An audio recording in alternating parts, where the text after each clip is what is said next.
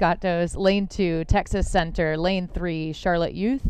Lane 4, Malvern Preparatory School. Lane 5, Conestoga. And lane 6, Maritime. So yes, coxless boats. This is a quad. I kind of chuckled because I thought, yeah, well, in a quad, they're probably happy not to have the cox in and just go off and not have that sort of weight to carry. But it does mean that they are self-steered. So as we've been talking about, that's an added challenge for these rowers who are already thinking about a million different things, their own strokes, their own pace and cadence, etc.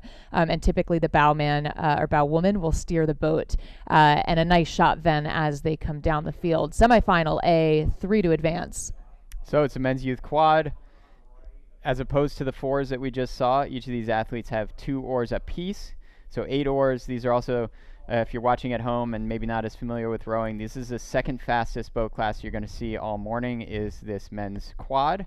And you can see that Malvern Prep, a very long tradition in the men's quad, out in front in that yellow boat in lane 4 that is at the bottom of the screen relative to everyone else. Malvern Prep from the Philadelphia area. They won the time trial by only about a second over the boat that we're going to see in the second semifinal, which is Marin.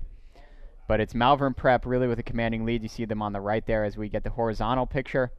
Second place is the boat, it looks like in lane 5 from Conestoga.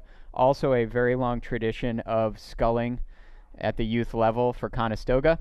As you see them come through 1,000, and we'll start to get the times filtering through at some of these points, but it is Malvern Prep ahead of Los Gatos, and then it's Charlotte Youth and Conestoga. But you can see that it's only a second, maybe not even a second. It's less than a second separating Los Gatos to Conestoga, places 2 through 4, Colleen. I love this racing. I love the quad for the reason you mentioned. It is a fast boat.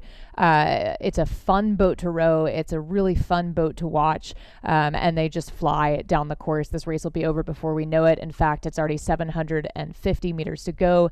That was a look at our leader. That's Malvern Prep School. And you can see them now with the aerial shot just charging down the course.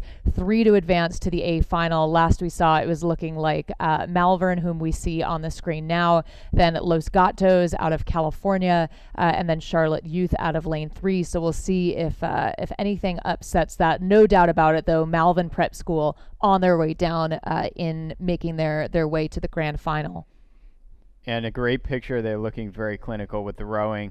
You can see all the bodies moving together in almost perfect unison when we had that shot of Malvern Prep from the side. But you can see it is just working. And they've got such a distance here that we may not see a full finish from them. You never really know. Again, they're going to put themselves, if they hang on to it, into the grand final. And we're going to have a time here at the finish line that's right around 6 minutes, very fast, maybe with this very slight tailwind that we have at Nathan Benderson Park this morning. But look at this. It is now even closer at 500 meters to go between places 2 through 4. It's less than half a second. You've got Charlotte Youth there. You've got Los Gatos. You've got Conestoga. One of them is going to be left out. In the picture is also Texas Center there in lane 2. Don't want to leave them out if they can find some sort of tremendous speed as they come. It's the red shell of Charlotte Youth that is going with Conestoga, that yellow shell in lane 5. They have pulled away a little bit, have those 2 boats from Los Gatos. Does Los Gatos have an answer to try to get back into a qualifying position? But it's Malvern Prep out in front. And the race is on then for Los Gatos. They'll need to throw everything they have at it in this last stretch. It looks like that's exactly what they're doing.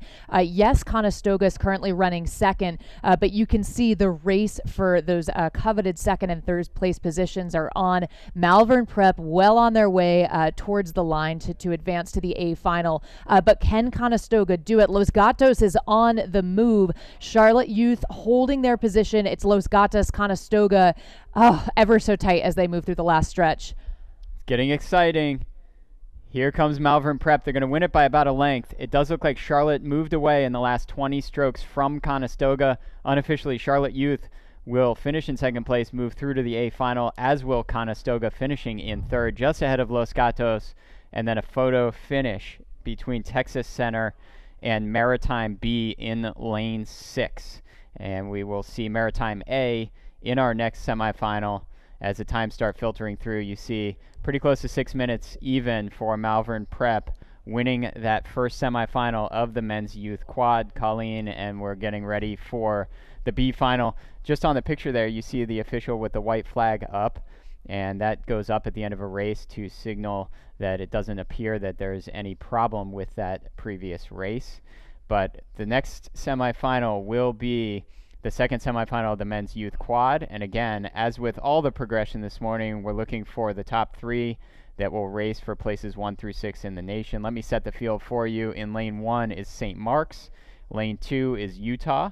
Lane 3 is Maritime. Lane 4, Marin. Lane 5, Miami. And in